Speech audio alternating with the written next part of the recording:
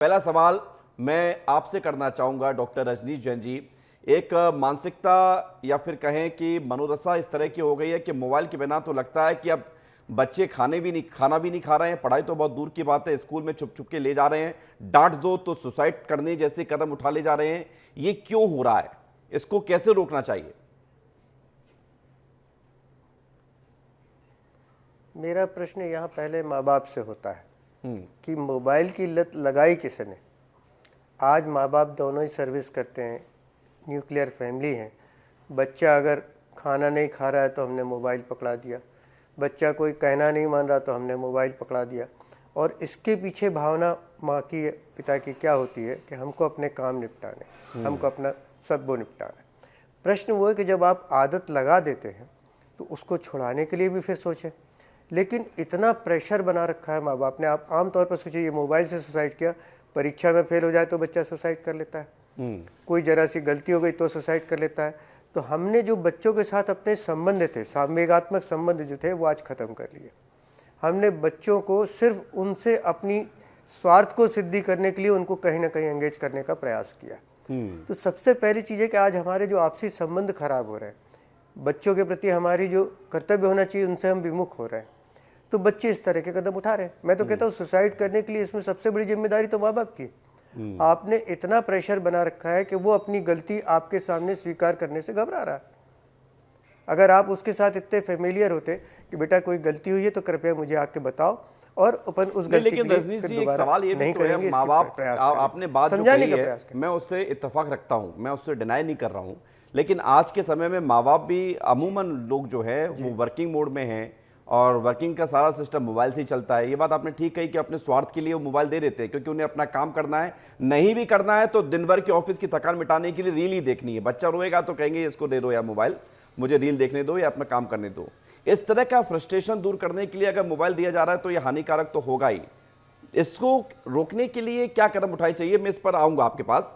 लेकिन इस वक्त हमारे साथ अर्पणा नारोलिया जी भी जुड़ी हुई हैं, आप शिक्षाविद हैं। अर्पणा जी, एक सवाल मेरा ये है कि जैसा कि हमने देखा स्कूल में प्रिंसिपल के द्वारा टोका गया उस बच्चे को, उसके बाद बच्चा माफ़ी मांगता रहा, सॉरी कहता रहा, लेकिन फिर ये कहा गया कि आपके पिता को बता दिया जाएगा, आपको सस्पेंड कर दिया जाएगा। इस तरह की धमकियों को क्या अवॉइड नहीं किया जाना चाहिए था इस तरह की घटनाओं में देखा जाए तो? जी, आप ये बात सही कह रहे हैं कि कहीं ये जो प्राचार्य की बात आती है, जहाँ हमारे पास बहुत सारे छात्र छात्राएं पढ़ रहे होते हैं, और जैसा कि अमूमन आपने बताया अभी, डॉक्टर रजनीश जी ने भी बोला है कि हमारे पेरेंट्स के द्वारा उनके हाथ में मोबाइल थमा दिया जा रहा है, तो कहीं ना कहीं वो छुपकर यूज़ कर रहे हैं और वो अपना मोबाइल यदि स्कूल में यूज़ कर रहे हैं और ऐसी स्थिति में प्राचार्य द्वारा पकड़ा गया है, तो मेरे हिसाब से सबसे पहले प्राचार्य को थोड़ा सा धीरज रखना होगा। पहले पेशेंस आपके लिए ज़रूरी है, तभी आप अपना बड़प्पन दिखा सकते हैं। क्योंकि ये जो उम्र है, ये जो पड़ाव है बच्चों का कि मोबाइल ले जाना और उनका उपयोग से ज़्यादा दुरुपयोग करना, शायद एक हद तक वो समझ नहीं पा रहे हैं कि हमारे लिए क्या सही है। नहीं, तो मोबाइल ही सिर्फ नहीं, मैं देख रहा हूँ आजकल स्कूलों में, अभी दिल्ली में भी खबर सामने आई थी जहाँ पर स्कूल के जो है डांट्स के चलते एक बच्चा मेट्रो के आगे कूद गया। आज बलरामपुर की खबर सामने आई है, छत्तीसगढ़ की। उस खबर को भी अगर आप चाहेंगे तो बता देंगे आपको। वहाँ पर एक टीचर ने इतना मारा बच्चे को कि जो है बच्चा बहुत डर गया। एक खबर आई थी 2 दिन पहले, बच्चे को जो है पेड़ से टांग दिया गया था।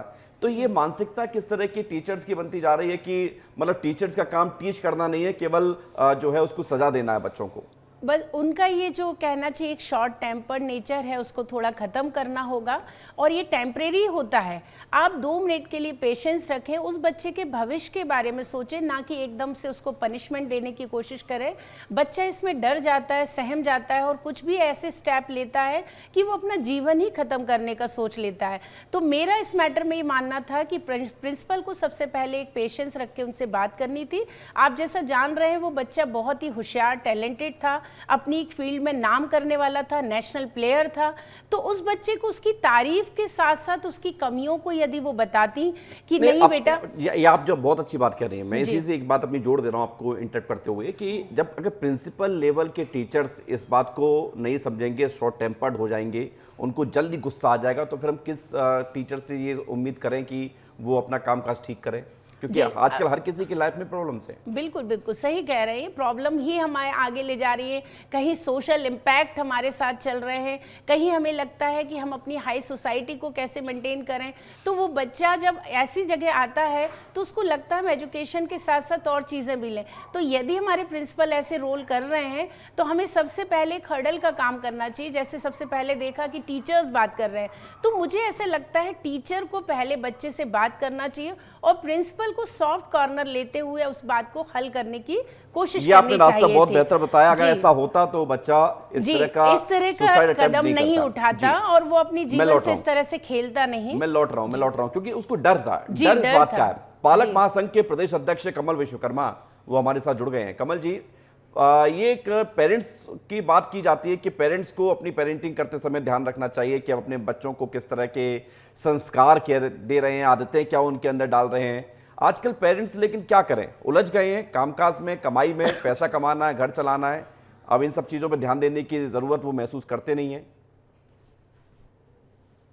विवेक जी नमस्कार। और हमारे कमल जी, मैं चाहूंगा आप थोड़ा सा बाहर की तरफ आ जाइएगा क्योंकि आपका जो फ्रेम है वो धुंधला नजर आ रहा है कैमरे से, तो उसको आप क्लियर कर दीजिए, वाइप आउट कर दीजिए जी।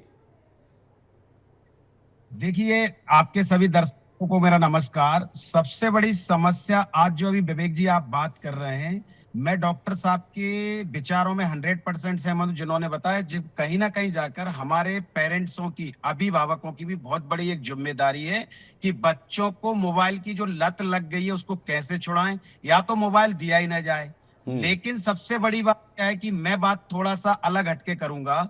आज शिक्षा का जिस तरह से व्यवसायीकरण हो रहा है, चाहे निजी स्कूल हो, इन स्कूलों में सबसे बड़ी प्रक्रिया है कि ऑनलाइन भी हर काम उनको ऑनलाइन कराना है। ऑनलाइन कराने के साथ साथ में जिस तरह से जो बच्चे ने आज तीसरी मंजिल से गिरा हुआ, तो मेरी पालक महासंघ के अध्यक्ष होने के नाते सबसे पहले तो मैं ये मध्य प्रदेश सरकार और शिक्षा विभाग से मांग करता हूं कि प्रिंसिपल इतने जल्दी शॉर्ट टेम्पर्ड हो चुकी कि उन्होंने बच्चे को जो धमकी दी उसकी सजा उनको मिलना चाहिए। जो जुवेनाइल एक्ट बना उसके तहत इनके ऊपर FIR होना चाहिए और इनके अंदर जेल के अंदर डालना चाहिए ताकि एक मिसाल कायम हो। दूसरी चीज, उसमें जो स्कूल संचालक है उसके ऊपर भी कार्रवाई होना चाहिए।